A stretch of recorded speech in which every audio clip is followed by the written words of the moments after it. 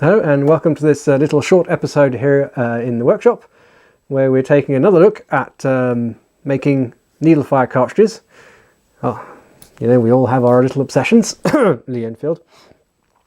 Anyway, for those who watched and survived the long or short Chassepot cartridge vid, you'll know that it's one of the essential steps is that you have to make a paper tube with a closed end. For the Chassepot, it's for the cartridge, for the powder charge, and for the Dreyse, it's integral. It's the whole cartridge, which is made inside this tube.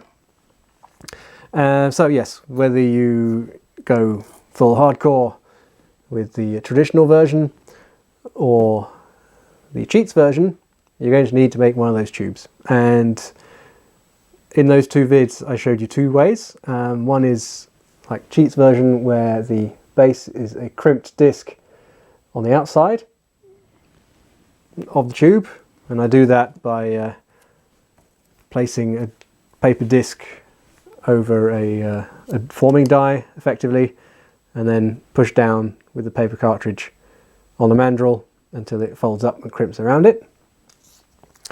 Or in the case of the traditional Chassepot, I used a star-shaped base, which you carefully fold down the leaves of and then push the tube over it and glue it inside. So I actually think that putting the edges, the excess paper of the base inside the case is better. All the original cartridges do that, and I think probably one of the reasons is that when it's fold on the outside, you've got the risk of it catching if the glue perishes slightly or it's tumbling around in ammo pouches back then. It would be quite easy to lift the edges of this and then powder trickles out and basically the case integrity disintegrates, and no good to anybody. Not to mention that it's deeply satisfying to my OCD to have everything nice and neatly tucked inside. So I thought long and hard how I could achieve that quickly and certainly with less fiddly bits. So sketched some stuff out on paper. Big thank you to Roger Rolt, who actually made them for me. But yeah, we'll take a closer look at what I came up with. So here is the little tool set. This is for the Dreyse. That's what I'm using because it's larger, so you can all see what's going on. So you have a main rod which has two diameters. It's got a slightly smaller diameter at the front, a step, and then a larger diameter section here. So this is the diameter of the finished case, and the purpose of this will become clear in a second. And this ring is sized so that it barely touches the sides, and there's a good reason for it. Materials aren't that important. I recommend not making it out of wood, specifically this one, because inevitably it's going to get covered in glue and you're going to need to wash it. So plastic or metal of some sort. So how does this work? Well, first of all, you make the paper tube.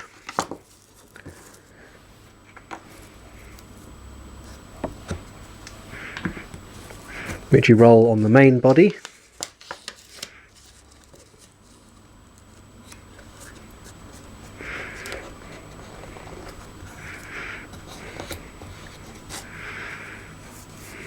Like that, and then discard that while it dries, and then you grab your base disc, put it over the top of the ring, and then with the slightly shorter diameter section, put it in the middle and give it a firm push.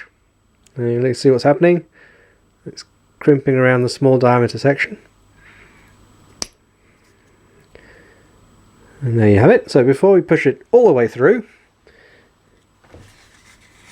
grab your tube again put it over the top, and then just follow with the tube as you push the ring down on the shaft, and there you see it following inside. And then all you need to do is pop a blob of glue here in the neck section.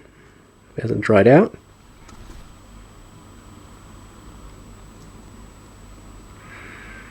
Yeah, spread it around the edges.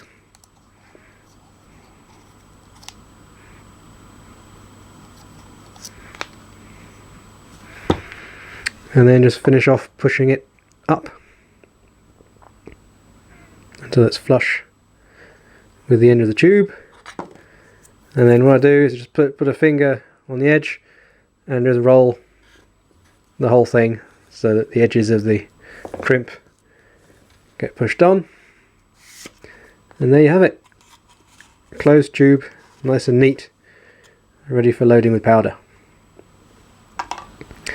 So a couple of things that you need to pay attention to. You need to have a little chamfer between the big diameter and small diameter so that the tube will ride over it. Likewise with the ring, there's a little chamfer or rounded edge on both sides, so you can use it on either side, and it means that it won't tear or cut the disc when it gets folded in. And well, you've guessed now the purpose of the reduced diameter. It allows for the thickness of the paper once it's crimped over, so that the rolled tube can slip over it. So that's all there is to the tool, and it's a nice easy way to make lots of tubes. As I say, the best way of making these kind of cartridges is doing everything in series. So you make 10 or 20 tubes and then you go on to the next stage. It's the most efficient way. Anyway, following this, I'll put up the dimensions that I used to make these, both the Chassepot and the Dreyse version. They're approximate dimensions, but give you the gist of what you need to have. So, I hope that was helpful, and see you soon.